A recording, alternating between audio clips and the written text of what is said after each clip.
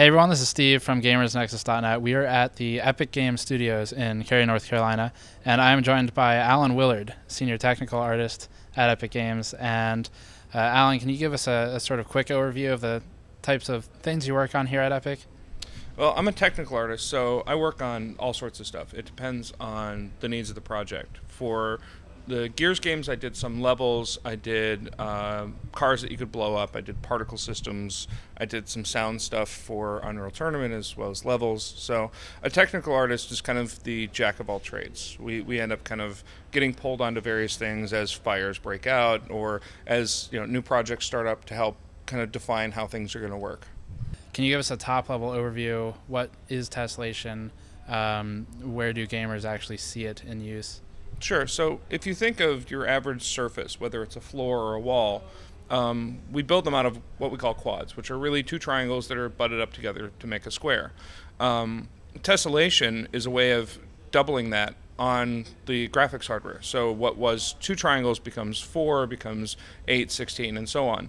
And when we do that, that allows us to do things like displacement or smoothing and increase the apparent detail, not only making the surface look higher resolution, but also adding bumps and hills and valleys that weren't there before. So you get a much higher fidelity surface. What was the origin of Tessellation as it pertains to Epic Games? When did it first get implemented? So near the end of our active development on Unreal Engine 3, we did the Samaritan demo. And we added Tessellation working with NVIDIA, and you can see it in the Samaritan demo when the character becomes very kind of armored and rocky. We increased the amount of Tessellation on the character and then added a displacement map. And that displacement is what takes his default shape and enhances it to get that kind of angular, rocky look. So going forward, if I'm a gamer, I'm playing some kind of modern game, and I enable or disable tessellation in the settings, where should I be looking to see the most immediate visual impact? So mostly it'll be in the silhouettes of things, right? If you have a boulder and it looks fairly low poly without tessellation, when you turn on tessellation, you'll start to see more curvature. It'll get smoother. Small things like bumps and gouges will start to become more apparent, not just looking straight at it, but also in the outline around the object. Is this dependent upon the camera angle?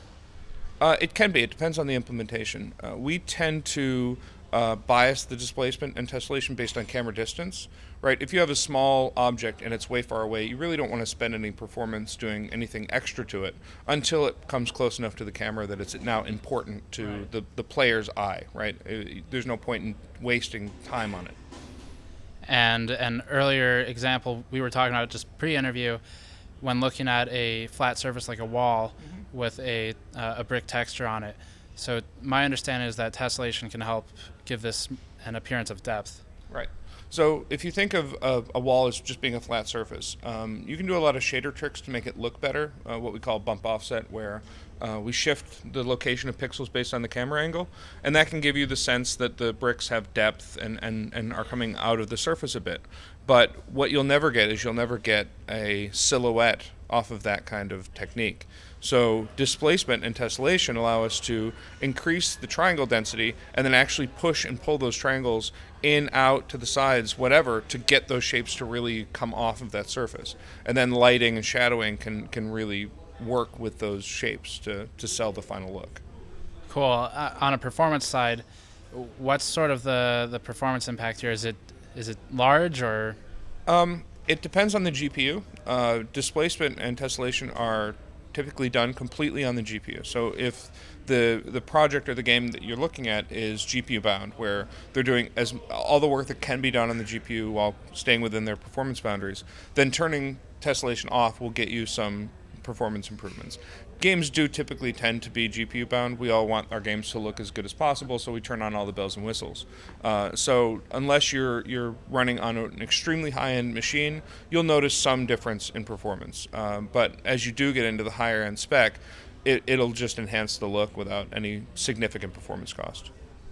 Very cool. So for more information on Tessellation, check the link in the description below for the full article. And any projects we're talking about here today, just to direct people towards new things? Obviously, there's the Unreal Engine, which we've released for free to everyone. You can download it at unrealengine.com, create your own projects. We've got massive amount of tutorial content, demonstrations.